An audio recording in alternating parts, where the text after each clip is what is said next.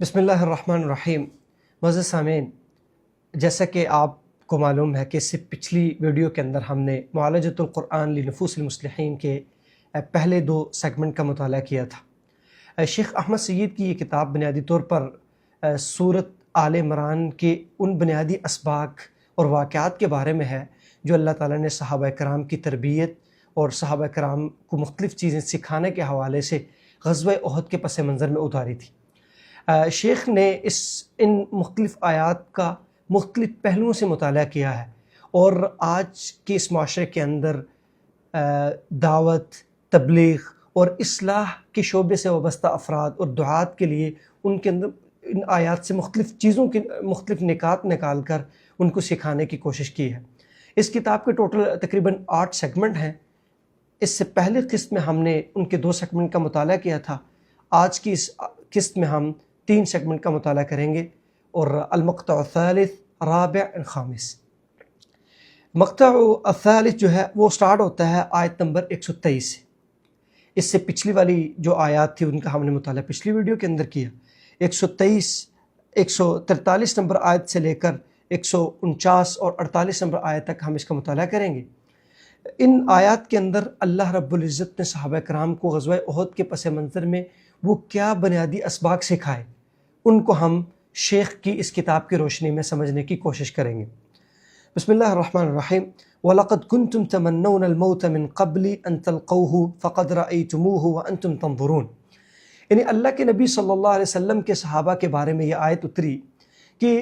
وہ صحابہ جو غزوہ بدر میں کی جنگ میں شریک نہ ہو سکے تو ان کی شدید خواہش تھی کہ پھر یہ حق و باطل کا میدان سجے اور یہ کارزار دوبارہ ایک دفعہ برپا ہو، تو ہم اس جنگ کے اندر وہ کچھ دکھائیں گے کہ جس سے ہم پچھلی معرکے اور پچھلی جنگ کے اندر شرکت نہ کرنے کی وجہ سے جس سے ہم محروم ہو گئے تھے۔ لہٰذا اللہ کے نبی صلی اللہ علیہ وسلم کے صحابہ نے اللہ کے نبی کو مشورہ دیا کہ یا رسول اللہ، یہ جنگ ہم مدینہ سے باہر نکل کے لڑیں گے، اس لیے کہ اس جنگ کے لڑنے کا ہمیں بہت شوق ہے اور جنگ بدر سے ہم محروم ہوئے ہیں۔ لہٰذا اللہ کے نبی صلی اللہ علیہ وسلم نے اپنے صحابہ کے اس کہنے پر پھر اللہ کے نبی نے اپنا لباس پہنا اور باہر جنگ کے لیے تشریف لائے۔ لہٰذا غزوہ احد میں جب جنگ چلی، جنگ شروع ہوئی، تو بہت سے صحابہ جب جنگ کا پہلا فیز کے اندر تو مسلمانوں کا پلہ باری رہا، لیکن جب خالد ابن ولید نے پلٹ کر پیچھے سے حملہ کر دیا، یعنی اللہ کے نبی صلی اللہ علیہ وسلم نے پہاڑی پر 50 صحابہ کی ڈیوٹی لگائی تھی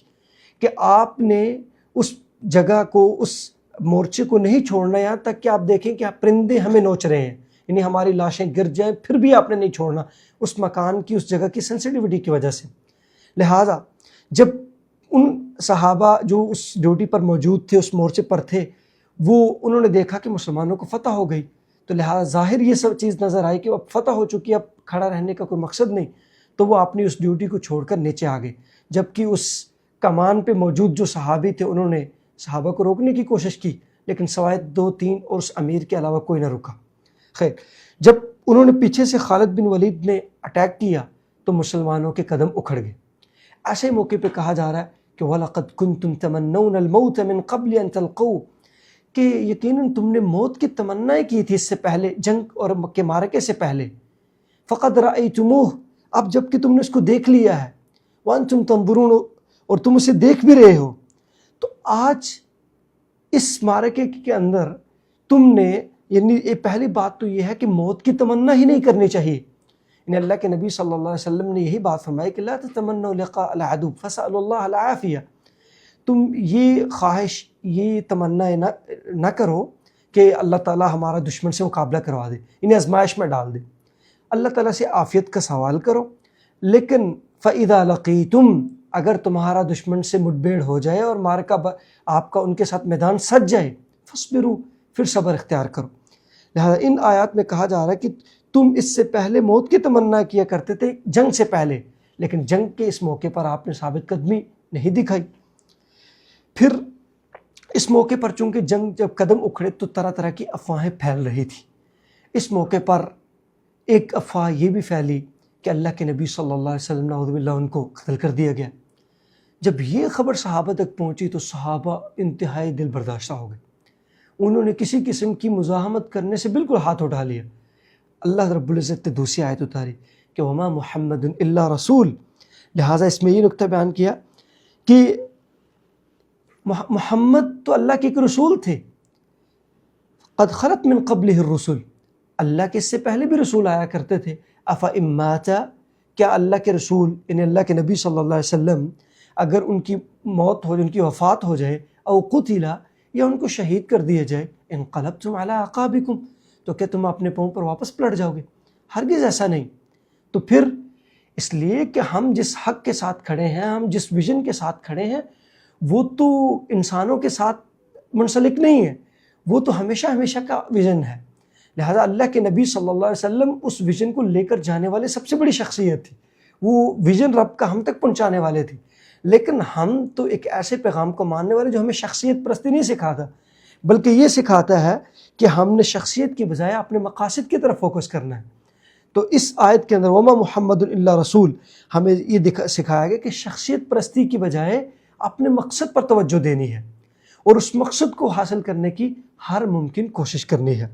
لہٰذا ہم کسی لیڈر کی بجائے، ہم لیڈر کے بجائے اس کے خالق اور اس کے رب کے ماننے والے ہیں، ہم اس کے ویژن کو پورا کرنے والے، اس کی طرف چلنے والے ہیں۔ لہٰذا دوسری چیز جو اس آیات کے اندر بتائی کہ وما كان لنفس ان تموت الا باذن اللہ کتابا مؤجلا، کسی نفس کے لیے کوئی اس کو موت نہیں آ سکتی جب تک رب کا حکم نہ ہو۔ یہ ایک چیز مومنوں کو سکھائی جا رہی ہے، ایک مصلح کو، ایک داعی کو یہ بات سکھائی جا رہی ہے کہ اس کا عقیدہ یہ ہو کہ موت کا فیصلہ رب کے ہاتھ میں ہے، نفسیاتی طور پر وہ تمام بندشوں سے آزاد ہو کہ کوئی انسان اس کی موت کا فیصلہ نہیں کر سکتا، کوئی انسان اس کی زندگی کا فیصلہ نہیں کر سکتا۔ لہٰذا اب یہ خدا کی طرف سے ایک ڈگری آپ کو الاٹ ہو گئی ہے کہ آپ کی موت رب کے ہاتھ میں ہے، لہٰذا اب میدان کے اندر آپ نے ڈٹ جانا ہے اور ہر ممکن طریقے سے ان کا مقابلہ کرنا ہے۔ کیوں؟ اس لیے کہ موت تو کتاب مؤجلہ، وہ تو ایک خاص اللہ کے ہاں لکھی ہوئی ہے، اس وقت اس نے آنا ہے۔ اینما کنتم تدرککم الموت، جہاں کہیں تم ہو موت تمہیں پالے گی۔ ومن یرد ثواب الدنیا نؤتہ منہا، جو اس دنیا میں دنیا کا ثواب چاہتا ہے ہم اسے وہ بھی دیں گے۔ ومن یرد ثواب الآخرہ نؤتہ منہا، اور جو آخرت کا ثواب چاہتا ہے ہم وہ بھی دیں گے۔ وسنجزی الشاکرین، لیکن ہم شکر کرنے والوں کو بہتر بدلہ دیں گے، اور شکر اس موقع پر ثابت قدمی ہے اور حق کا ساتھ دینا ہے اور میدان میں کھڑا ہونا ہے۔ اس پس منظر میں ہمیں سکھایا جا رہا ہے کہ ہمیں جو ہے موت کے معاملے میں ان تمام انسانی بندشوں سے آزاد ہو کر یہ سوچنا چاہیے کہ ہم توحید کے ماننے والے ہیں، موت کا فیصلہ انسانوں کے ہاتھ کی بجائے رب کے ہاتھ میں ہے۔ اس سے اگلی آیت میں سابقہ امتوں کی تاریخ سے ہمیں سکھانے کی کوشش کی جا رہی ہے۔ وَكَأَيٍّ مِّن نَبِيٍّ قَاتَلَ مَعَهُ رِبِّيُّونَ كَثِيرٌ، بہت سے نبی ایسے تھے کہ ان کے ساتھ اس وقت کے صالحین نے مل کر جہاد کیا، قتال کیا۔ فَمَا وَهَنُوا لِمَا أَصَابَهُمْ فِي سَبِيلِ اللَّهِ، رب کے رستے میں انہیں جو مشقتیں پیش آئی، رب کے رستے میں انہیں جو آزمائشیں پیش آئی، اس کی وجہ سے وہ سستی نہیں دکھائی انہوں نے، اور نہ ہی وَمَا ضَعُفُوا، نہ ہی وہ کمزور ہوئے، وَمَا اسْتَكَانُوا، اور نہ ہی وہ جھکے، یعنی مستکانوں، نہ ہی انہوں نے کسی قسم کی کوئی ڈیل کی، یعنی انہوں نے رب کے راستے میں نہ کسی قسم کی کمزوری دکھائی، نہ سستی دکھائی، نہ ڈیل کی، بلکہ صبر اور استقامت کا مظاہرہ کیا۔ واللہ یحب الصابرین، اللہ تعالیٰ تو صبر کرنے والوں کو چاہتا ہے۔ اس آیت کے ذریعے ہمیں سابقہ امتوں کے بارے میں بتایا گیا کہ آزمائش کے موقع پر، سختیوں کے موقع پر وہ لوگ کیسے ثابت قدمی کا مظاہرہ اور استقامت کا مظاہرہ کرتے تھے۔ یہ تمام اہل حق کی تاریخ رہی ہے باطل کے مقابلے میں، روز اول سے لے کر آج کے دن تک۔ اسی طرح وما كان قولهم الا ان قالوا ربنا اغفر لنا ذنوبنا واسرافنا في امرنا، اس سے اگلی آیت میں کہا کہ ان جو ربیین تھے، اس سے پہلے نیک و صالحین لوگ تھے، جب ان پر کوئی آزمائش آتی تو کیا کہتے تھے؟ ربنا اغفر لنا ذنوبنا واسرافنا، اے اللہ ہمارے گناہوں کو معاف فرما، اور وہ زیادتی جو ہم نے اپنے بارے میں اپنے معاملوں میں کی ہیں ان سے بھی درگزر فرما، اور ہمارے قدم کو ہمیں ثابت قدم رکھ۔ یعنی جب آپ نے ایک دفعہ فیصلہ کر لیا، جنگ لڑنے کا عزم کر لیا، میدان میں اتر آئے، باطل کے ساتھ آپ گتھم گتھا ہو گئے، اب آپ نے کیا کرنا ہے؟ اب جنگ کے بعد مومنوں کی تاریخ یہ ہے کہ وہ اپنا احتساب کرتے ہیں یہ نہیں کہتے کہ فلاں آدمی کی منصوبہ بندی کی وجہ سے یہ غلطی ہوئی، فلاں کی بات ماننے کی وجہ سے یہ غلطی، نہیں، بلکہ ان کا طریقہ کار یہ ہے کہ ربنا اغفر لنا ذنوبنا، سیلف اکاؤنٹیبلٹی، اپنا احتساب کیا جائے، دیکھا جائے کہ ہم کیسے ایک دوسرے کو اپنے اس سبق سے کیسے سیکھ سکتے ہیں۔ واللہ وانصر علی القوم الکافرین فآتاہم اللہ ثواب الدنیا، تو اللہ تعالیٰ نے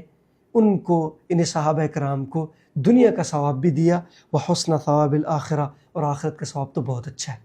دنیا کا ثواب کیا ہے؟ دنیا کا ثواب اللہ تعالیٰ کی نصرت ہے، دنیا کا ثواب اللہ تعالیٰ کا ان کو دشمنوں کے مقابلے میں جیت، اور ان کو جو ہے دشمنوں کو زیر کرنا اور خود جو ہے جیت سے ہمکنار ہونا، یہ اللہ تعالیٰ کا ثواب تھا دنیا میں۔ وحسن ثواب الآخرہ، اور اللہ تعالیٰ کا آخرت کا ثواب وہ کتنا ہی اچھا ہوگا۔ یعنی دنیا میں ہو سکتا ہے انسان کا جس چیز کا وعدہ کیا گیا ہو وہ تاخیر سے آئے، لیکن آخرت کا وعدہ تو پکا ہے، اس لیے کہ مومن کا یہ ایمان ہے کہ آخرت کی مدد آ کر رہے گی۔ لہذا ان آیات میں ہمیں سکھایا گیا کہ موت کی تمنا نہیں کرنی چاہیے، بلکہ ثابت قدم اختیار کرنی چاہیے۔ ہمیں اپنے بارے میں، اپنی پلاننگ کے بارے میں اوور کانفیڈنس نہیں ہونا چاہیے۔ وما محمد الا رسول، ہم شخصیت پرستی کرنے والی امت نہیں، بلکہ ہم ویژن، اپنے گول اور اپنے اس دعوت کے اس عظیم مقاصد کو آگے لے کر چلنے والے ہیں۔ بے شک اللہ کے نبی صلی اللہ علیہ وسلم اس دنیا سے رخصت ہو چکے۔ پھر وَسَيَجْزِي اللَّهُ الشَّاكِرِينَ، اللہ تعالیٰ شکر گزاروں کو بدلہ دیتا ہے، اور وہ بدلہ ثابت قدمی اور جیت کی صورت میں ہے۔ نمبر 3، موت کا فیصلہ اللہ کے ہاتھ میں ہے، لہٰذا اللہ ہی اس بات کا فیصلہ کرتا ہے کہ تجھے کب موت آئے گی۔ کتنے ہی لوگ ہیں کہ انہوں نے ہزاروں جنگیں لڑیں، خالد ابن ولید کتنے ہی جنگوں میں نکلے، ہمیشہ جنگوں میں ہمکنار ہوئے، لیکن جب موت آئی تو اپنے بستر مرگ پر آئی، اس لیے کہ موت کا فیصلہ اللہ تعالیٰ کی ذات کرتی ہے۔ سابقہ امتوں سے سیکھنے کی کوشش کریں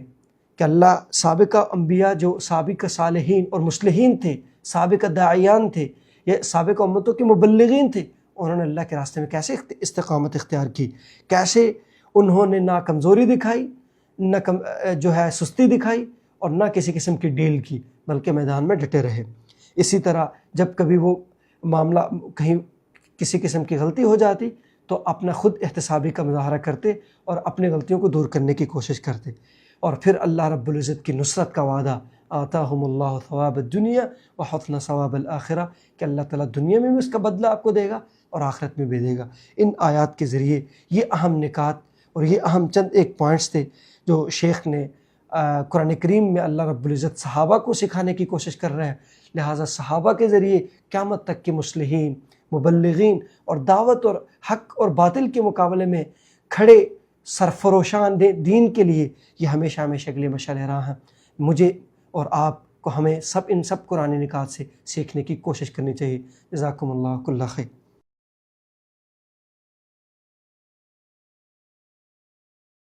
اب آیت نمبر 49 سے ہم 4th سیگمنٹ یعنی کتاب کا چوتھا حصہ المقطع الرابع پڑھنے کے لیے جا رہے ہیں۔ ان آیات یعنی آیت نمبر 149 سے آنورڈ 155 تک۔ بسم اللہ الرحمن الرحیم۔ یا ایھا الذین آمنوا ان تطیعوا الذین کفروا یردوکم علی اعقابکم فتنقلبوا خاسرین۔ اے لوگو جو ایمان لائے ہو، اگر تم اطاعت کرو ان لوگوں کی جو کافر ہوئے، یردوکم علی اعقابکم، تو وہ تمہیں تمہاری ایڑیوں کے بل واپس لوٹا دیں گے، یعنی مرتد کر دیں گے، فتنقلبوا خاسرین، تب تو تم خسارے اٹھانے والوں میں سے ہو جاؤ گے۔ یعنی غیر مسلم و کافروں کی اطاعت سے پرہیز اللہ کے نبی صلی اللہ علیہ وسلم کو اور ان کے صحابہ کو سکھایا جا رہا ہے کہ اپنی پالیسیز کے اندر اور اپنے ڈیسیجنز کے اندر کافروں کی اطاعت سے بچنا بہت ضروری ہے۔ لہٰذا اگر آپ انہی کی اطاعت ان کی پالیسی میں آ گئے، یعنی جب غزوہ احد کے پس منظر کے اندر جب مسلمانوں کو عارضی طور پر شکست ہوئی تو بعض لوگوں نے مسلمانوں کو یہ بات کہنا شروع کر دی کہ اگر آپ اب بھی اپنے آباء و اجداد کے دین کی طرف واپس لوٹ آئیں، یعنی دین کی بات نہ کریں، دین کے نظام کی بات نہ کریں، یہ چھوڑ دیں آپ، تو آپ جو ہے آپ واپس آ جائیں۔ تو اس پس منظر میں کہا جا رہا ہے کہ کافروں کی اطاعت سے پرہیز یہ اس آیت کا بنیادی سبق ہے جو ہمیں سکھا رہی ہے۔ بل اللہ مولاکم وہو خیر الناصرین، اللہ تمہارا مولا، اسی کی ولایت اور سرپرستی تمہیں حاصل ہونی چاہیے اور وہ بہترین مدد کرنے والا۔ سنلقی فی قلوب الذین کفروا الرعب بما اشرکوا باللہ، الروب کا ہتھیار اللہ تعالیٰ نے اس امت کے صحابہ، اس امت کے مبلغین، دعات، تمام مسلمان جب تک وہ جہاد پر قائم رہیں گے، اللہ تعالیٰ نے ان کو یہ روب کا ہتھیار دیے کہ دشمن کے دل میں ان کا روب ڈال دیا جاتا ہے۔ اللہ کے نبی صلی اللہ علیہ وسلم آیا کہ مجھے جو چیزیں عطا کی گئی ان میں سے ایک چیز یہ ہے کہ میرا روب دشمنوں پر طاری ہو جاتا ہے۔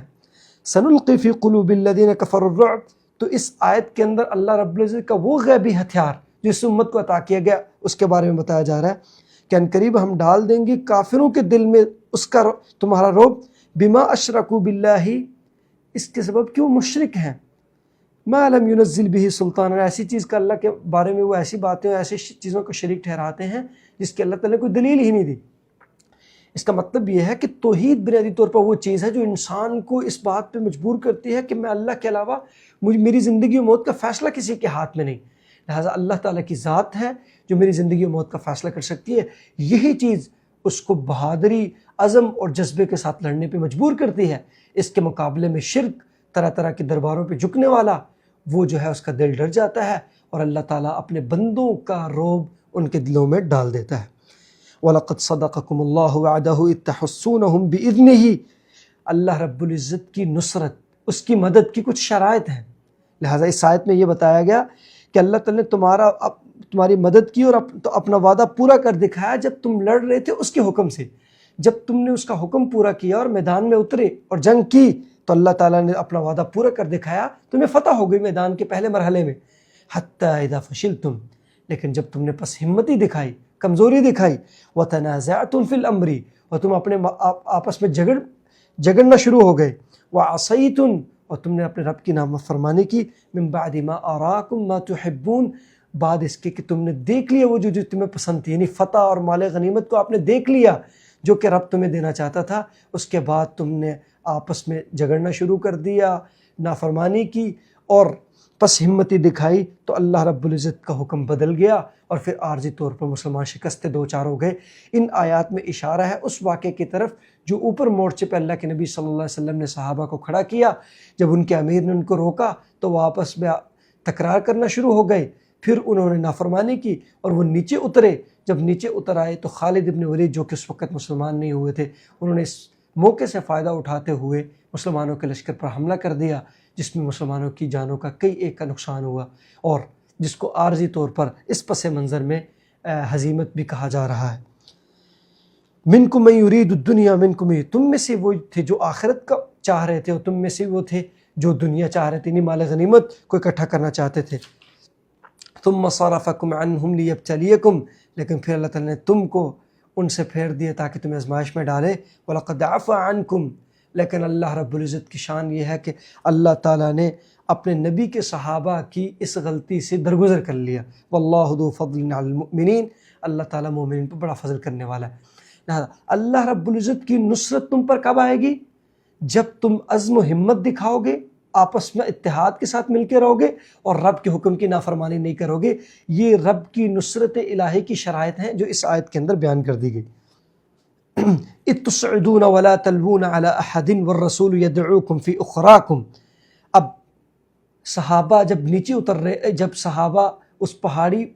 جب حضرت خالد بن ولید نے جب حملہ کیا تو صحابہ اللہ کے نبی کو میدان چھوڑ کر، یعنی جب انہوں نے میدان سے پستی اختیار کی، پسپائی اختیار کی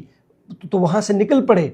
تو اس کو اللہ رب العزت اس کی منظر کشی کی ہے کہ اِذْ تُصْعِدُونَ وَلَا تَلْوُونَ، جب تم پہاڑ پر چڑھ رہے تھے، وَلَا تَلْوُونَ عَلَىٰ أَحَدٍ وَالرَّسُولُ يَدْعُوكُمْ فِي أُخْرَاكُمْ، تم کسی ایک کی سن بھی نہیں رہے تھے اور اللہ کا نبی یعنی رسول تمہیں پیچھے سے پکار رہا تھا، تو جب آپ نے اللہ کے نبی کی نافرمانی کی فَأَصَابَكُمْ غَمًّا بِغَمٍّ، تو اللہ تعالیٰ نے پھر آپ کو غم بالائے غم سے دوچار کر دیا۔ یہ اللہ رب العزت کی طرف سے مسلمانوں کے اوپر ایک طرح کی آزمائش تھی، اور ایک طرح کا مسلمان جو ہے اس ابتلا کا شکار ہوئے کہ جب انہوں نے نافرمانی ان سے ہوئی وہ میدان سے نکل پڑے، اس لیے کہ میدان سے بھاگنا اللہ کے نبی صلی اللہ علیہ وسلم نے اس کو کبائر میں سے شمار کیا ہے۔ تو جب وہ اللہ کے نبی صلی اللہ علیہ وسلم کے صحابہ اس کے قدم اکھڑ گئے، اور اکھڑنے کی بنیادی وجہ اس دستے کا جو تیر انداز اوپر کھڑے کیے تھے ان کا اپنی جگہ چھوڑنا تھا، تو پھر اس موقع پر اللہ رب العزت نے اس غلطی پر صحابہ کو متنبہ کیا اور بتایا کہ اللہ رب العزت نے تمہیں غم بالائے غم سے دوچار کر دیا، لیکن لکی لا تحزنوا علی ما فاتکم، اس غم بالائے غم سے دوچار کرنے کا مقصد کیا ہے؟ تاکہ صحابہ کی، مسلمانوں کی ایک مبلغ کی ٹریننگ کی جائے کہ وہ اس سے بڑے غم کو بھی کل جو ہے ٹیکل کر سکے، اس سے بڑے غم اور پریشر کی صورت میں بھی وہ معاملات کو لیڈ کر سکے۔ واللہ خبیر بما تعملون، اور اللہ رب العزت جاننے والا ہے جو تم کر رہے تھے۔ اللہ ہر ایک کی نیتوں کو، اس کے افعال کو جاننے والی ذات ہے۔ ثم انزل علیکم من بعد الغم امنۃ نعاسا یغشی طائفۃ منکم، پھر اللہ رب العزت نے اس کے بعد نیند کو بطور امن و سکون تم پر اتارا۔ لہٰذا ایک نیا نقطہ، یعنی صحابہ پر اللہ رب العزت کا ایک نیا انعام کہ اللہ تعالیٰ نے صحابہ پر امن اور سکون کی شکل میں، نیند کی شکل میں امن اور سکون اتار دیا۔ لہٰذا اس سخت موقع پر بھی صحابہ کرام کو یغشی طائفۃ منکم، نیند کو انہوں نے گھیر لیا، نیند کو صحابہ نے گھیر لیا، لہٰذا ان کو وطائفۃ قد اہمتہم انفسہم، اور مسلمانوں میں سے ایک گروہ ایسا تھا کہ ان کو اپنے جانوں کی پڑی تھی اور انہوں نے آج اللہ کے بارے میں ناحق اور غلط گمان کیے۔ یظنون باللہ غیر الحق ظن الجاہلیہ، آج انہوں نے اللہ کے بارے میں طرح طرح کے گمان کیے۔ یہ وہ چیز تھی جو منافقین کے بارے میں بتائی جا رہی کہ منافقین کا بھی ایک ایسا گروہ تھا وہاں پر جن کو اللہ رب العزت نے جنہوں نے اللہ رب العزت کے بارے میں طرح طرح کے گمان کیے۔ لہذا یہ علامہ سعدی فرماتے ہیں، یہ جو سعودی عالم تھے، کہ غم بالائے غم یہ تھے کہ ایک تو ان کے اپنے قدم اکھڑ گئے، صحابہ کرام، بہت سے صحابہ کرام شہید ہوئے اور فتح شکست کی صورت میں بدل گئی اور مال غنیمت ہاتھ سے جانا پڑا۔ پھر اس سے بڑھ کر اللہ کے نبی صلی اللہ علیہ وسلم کی وفات کی خبر پھیلا دی گئی، یہ افواہ پھیلا دی گئی۔ اس کی وجہ سے صحابہ کرام انتہائی پریشانی کے عالم میں تھے، اور اللہ رب العزت اس کو غم بالائے غم سے ان آیات کے اندر تعبیر کر رہا ہے۔ پھر یقولون حل لنا من الامر من شیء، منافقین کا ایک گروہ کہتے ہیں کہ آج کے دن تو ہماری کوئی رائے ہی نہیں ہے، ہماری کوئی بات ہی نہیں مانتا۔ قل کہہ دیجئے ان الامر کلہ للہ، آج فیصلہ اور حکم یہ سارے کے سارا آج اللہ ہی کا ہے۔ یخفون فی انفسہم ما لا یبدون لک، یہ منافقین تو اپنے نفسوں میں وہ کچھ چھپاتے ہیں جو کہ ظاہر نہیں کرتے۔ قل لو کنتم فی بیوتکم یقولون، یہ کہتے ہیں لو کان لنا من الامر شیء، اگر آج ہمارے ہاتھ میں کوئی اختیار ہوتا ہم ایسی اسٹریٹجی بناتے کہ ما قتلنا ہاہنا، کوئی یہاں پر شہید، ہم یہاں پر مارے نہ جاتے۔ قل لو کنتم فی بیوتکم، اے نبی آپ ان سے کہہ دیجئے کہ اگر تم اپنے گھروں میں بھی ہوتے، لبرز الذین کتب علیہم القتل الی مضاجعہم، کہ وہ ضرور مقتل گاہ کی طرف نکل آتے جن کا مارا جانا اللہ تعالیٰ نے لکھ دیا ہوتا۔ یہ بتایا جا رہا ہے کہ وَلِيَبْتَلِيَ اللَّهُ مَا فِي صُدُورِكُمْ، اللہ رب العزت نے یہ جو آزمائش جس سے مسلمانوں کے سینوں کو دوچار کیا، یہ کیوں تھا؟ وَلِيُمَحِّصَ مَا فِي قُلُوبِكُمْ، تاکہ اللہ تعالیٰ آزمائے کہ ان میں سے کون جو ہے، ان کے سینوں میں کیا ہے، جو ان کے سینوں میں ہے وہ نکل کے ان کے منہ اور ان کی زبان پر آئے۔ اور وَلِيُمَحِّصَ مَا فِي قُلُوبِكُمْ، اور چھانٹ دے اس کو بھی جو ان کے دلوں میں ہے، اس کو بھی باہر نکال پھینکے۔ واللہ علیم بذات الصدور، اللہ تعالیٰ تو ان کے دلوں کے راز کو بھی جاننے والا ہے۔ پھر اس آیت کے آخر میں ان الذین تولوا منکم، ان میں سے وہ جو جنہوں نے پیٹھ پھیر لی اس دن یوم التقى الجمعان، جب دونوں لشکر آپس میں لڑے، یعنی جب لڑائی شروع ہوئی تو وہ بھاگ کھڑے ہوئے۔ یہ کون تھے؟ انما استزلهم الشیطان ببعض ما کسبوا، ان کی اپنی ہی غلطیوں اور کرتوتوں کی وجہ سے شیطان ان کو پھسلانے کے قابل ہوا۔ لہذا ان سے ماضی میں انہی سے کچھ ایسی غلطیاں ہوئی ہیں کہ پھر ان سے آج شیطان ان سے قابل ہوا کہ وہ ان کو پھسلا سکا۔ وَلَقَدْ عَفَى اللَّهُ عَنْهُمْ، لہذا اللہ کے نبی کے صحابہ سے یہ جو چند غلطیاں ہوئی تھی، اللہ تعالیٰ نے اس کے لیے قرآن میں یہ خوشخبری سنا دی کہ عَفَى اللَّهُ عَنْهُمْ، اللہ تعالیٰ نے ان سب کو معاف کر دیا ہے۔ ان اللہ غفور حلیم، یقیناً اللہ تعالیٰ بخشنے والا بھی ہے اور بردبار بھی ہے۔ لہذا اللہ کے نبی کے صحابہ وہ بشر تھے، وہ انسان تھے، ان سے غلطی کا امکان ممکن ہے، لیکن اب جب کہ اللہ تعالیٰ نے ان کی غلطیوں کی معافی کا پروانہ جاری کر دیا ہے، اب کسی انسان کے لیے یہ درست نہیں ہے کہ وہ ان کی غلطیوں اور کوتاہیوں کو کوٹ کرتا پھرے اور اس کی وجہ سے ان کے ایمان، ان کی جد و جہد پر شک کرنا شروع کر دے، جو کہ قرآن کے اس مفہوم کے بھی خلاف ہے۔ یہ وہ چند ایک نکات تھے جو اس چوتھے حصے کے اندر بیان کیے گئے ہیں کہ اللہ کے نبی صلی اللہ علیہ وسلم کو سکھایا گیا کہ کافروں کی اطاعت سے پرہیز، اور پھر بتایا گیا کہ تمہارا رعب کافروں کے دلوں میں ڈال دیا گیا ہے، اللہ تعالیٰ کی نصرت کی شرائط، پھر مسلمانوں سے غلطیاں اور اس سے اللہ رب العزت کی معافی کا پروانہ، پھر منافقین کا رب کے بارے میں مختلف قسم کے غلط گمان کرنا، اور منافقین کا موت کے بارے میں انتہائی کمزور عقیدہ رکھنا کہ اگر وہ ہمارے پاس ہوتے تو قتل نہ ہوتے، مارے نہ جاتے۔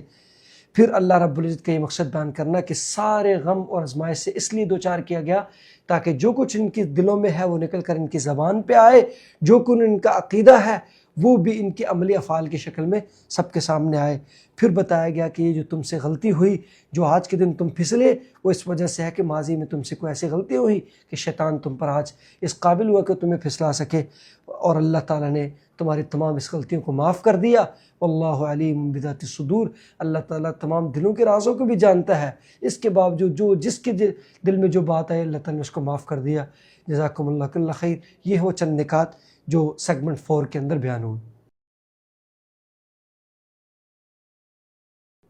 اس کتاب کا 5واں پارٹ یعنی 5واں حصہ المقطع الخامس، آیت نمبر 155 سے لے کر 160 تک انتہائی اہم آیات، جن کے اندر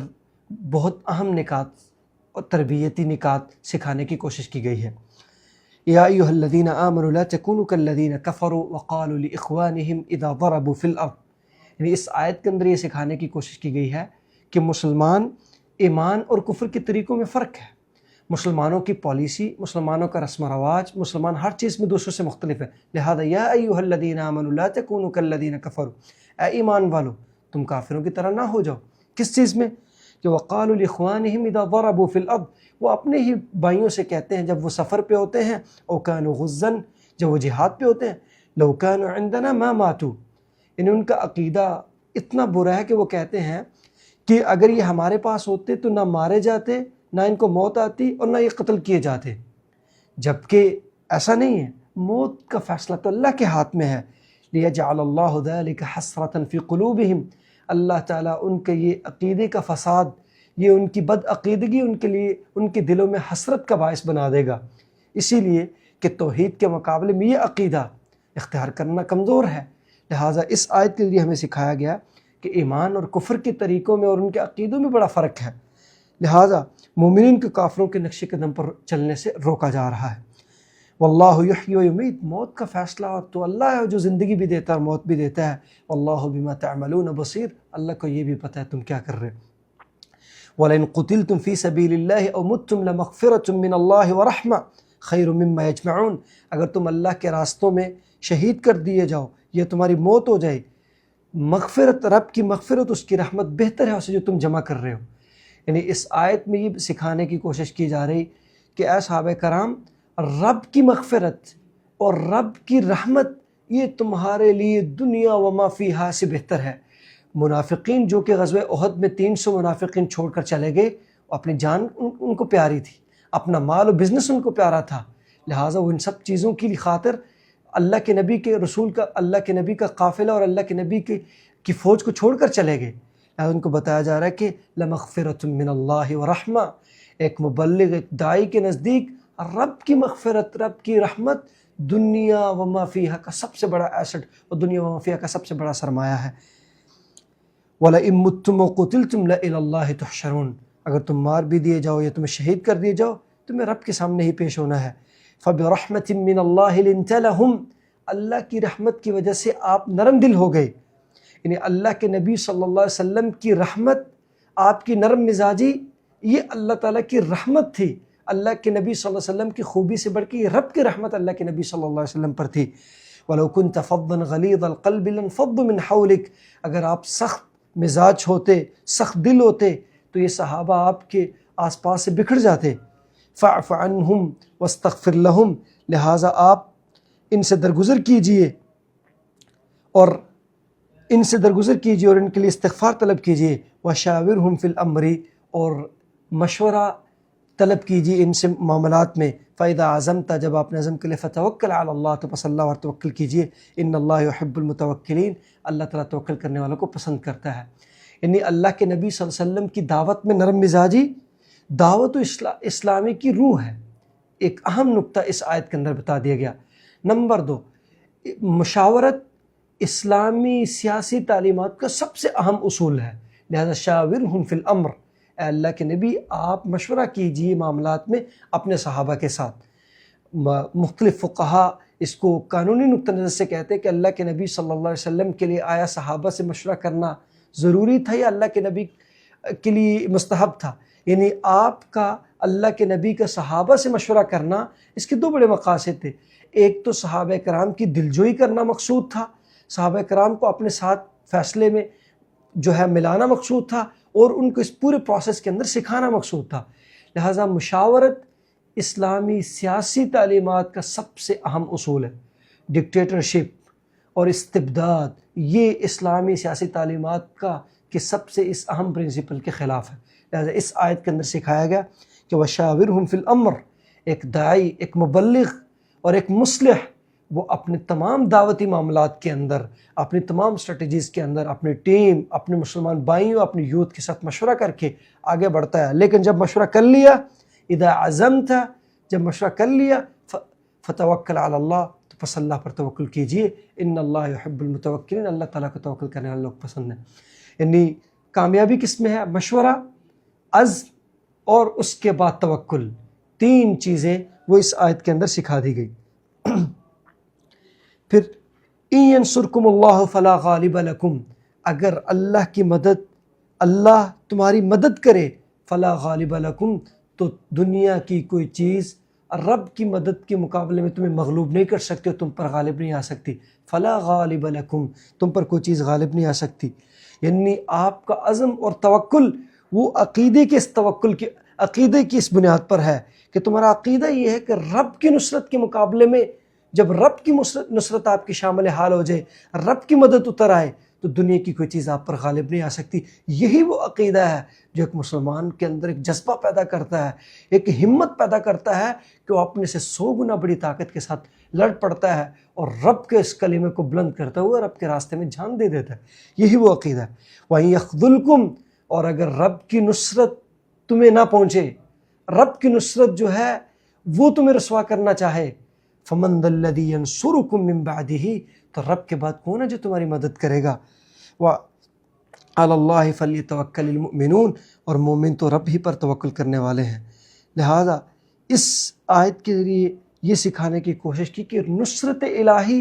وہ تبھی مسلمانوں کو ملے گی جب ان کا یہ عقیدہ توکل کا درست ہوگا، جب وہ اللہ تعالیٰ پر اسی طرح عزم اور توکل اور کریں گے جیسے کہ ان کو سکھایا گیا ہے، اور وہ انہی چیزوں سے کو لے کر آگے بڑھیں گے۔ تو یہ مبلغ اور داعی اپنی عملی زندگی میں ان سے کیسے سیکھ کر آگے بڑھے گا، یہ ان آیات کے اہم نکات میں بیان کر دیا کہ کافروں اور مسلمانوں کے طریقے میں فرق ہے، اور مسلمان جو ہے ان آخرت کے مقابلے میں، رب کی رحمت و مغفرت کے مقابلے میں ہر چیز کو دنیا پر ہر چیز پر اس کو ترجیح دیتے ہیں، اور اللہ کے نبی کی نرم مزاجی وہ دعوت کا کام کرنے والے، تبلیغ اور اصلاح کا کام کرنے والے مصلحین کی بنیادی یہ اہم اصول ہے جو اللہ کے نبی صلی اللہ علیہ وسلم، اور اہم صفت ہے جو اللہ کے نبی صلی اللہ علیہ وسلم کو اللہ رب العزت نے عطا کی، یہ دعوت اسلامی کی روح ہے۔ اور اسی طرح مشورہ، عزم اور توکل یہ اللہ تعالیٰ کی نصرت اور نصرت خداوندی کی بنیادی شرائط میں سے ہے۔ یہ وہ چیزیں ہیں جو ایک مبلغ کو اپنی عملی زندگی میں اپنے پیش نظر رکھنی ہے، یہی وہ چیزیں ہیں جو اللہ کے نبی اپنے صحابہ کو سکھا رہے ہیں۔ لہٰذا حضرت عمر رضی اللہ عنہ، ابو بکر، جتنے بھی اللہ کے نبی کے بعد اللہ کے نبی کے صحابہ خلفائے راشدین آئے، انہوں نے اللہ کے نبی صلی اللہ علیہ وسلم کی اس سکھائے گئے قرآنی اصولوں کو مد نظر رکھتے ہوئے دنیا میں حکومت کی اور اسلامی نظام چلائے۔ یہی وہ چیز تھی جو ان آیات کے اندر صحابہ کرام کو سکھائی گئی تھی۔ جزاکم اللہ خیر۔ اللہ تعالیٰ مجھے بھی اور آپ کو بھی مصلح کی حیثیت سے یہ ساری چیزیں سمجھنے کی اور اس پر چلنے کی توفیق دے۔ جزاک اللہ خیر۔